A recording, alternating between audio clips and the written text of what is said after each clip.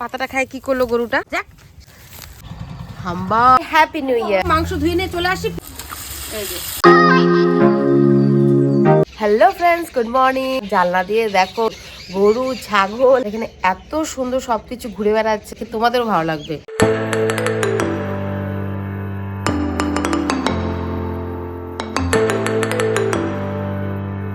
প্রচন্ড ঠান্ডা লাগছে। মোটামুটি 1 বছর আগে একটা উনান বানিয়ে দিয়েছিলাম, উনানটার কি সেই অবস্থা করছে। উনানের পাশটা ঝাড় দিয়ে দিচ্ছি। আমাদের কিন্তু লাকড়ির অভাব নেই। তুইও বসে পড় আমাদের আগুনের পাশে। তরকারি বসাই দিয়ে সবাই এখানে আগুন তাপাচ্ছি। স্নান করে একদম রেডি হয়ে চলে আসিস। তো চলো ফটাফট রান্নাটা শুরু করে দিই। কড়াই হয়ে গেছে গরম, ফটাফট আমি সরষের তেল দিয়ে দিই। মাংস কিন্তু 1.5 কিলো। আমি এই পেঁয়াজ বসাই দিয়ে তারপরে মাংস ধোবো। মাংস কিন্তু ধোয়া হয়নি এখনো। দিয়ে দিলাম জিরা। জানে না রান্না করতে পুরো মজা লাগে। এখন দিয়ে দেবো পেঁয়াজ।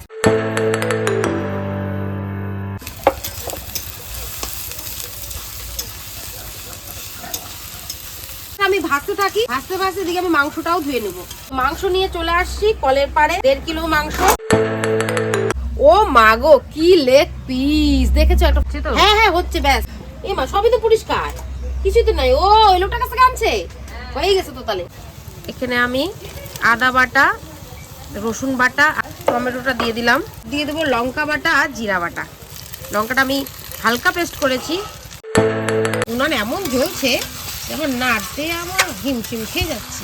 হলুদ লবণও দিয়ে দিচ্ছি, লঙ্কার গুঁড়া দিচ্ছি। এখন এর মধ্যে আমি মাংস দিয়ে দেবো। ঠিক আছে, তাহলে আমি এটা কষাতে থাকি। মাংসটা দিয়ে কিন্তু আমি ঢেকে দিলাম। এখন আস্তে আস্তে খালি কষাতে থাকবো। এদিকে মা সব জোগাড়পাতি করে দিল, মশলা বেটে দিল। ভেজে রাখা আলুগুলো দিয়ে দেবো।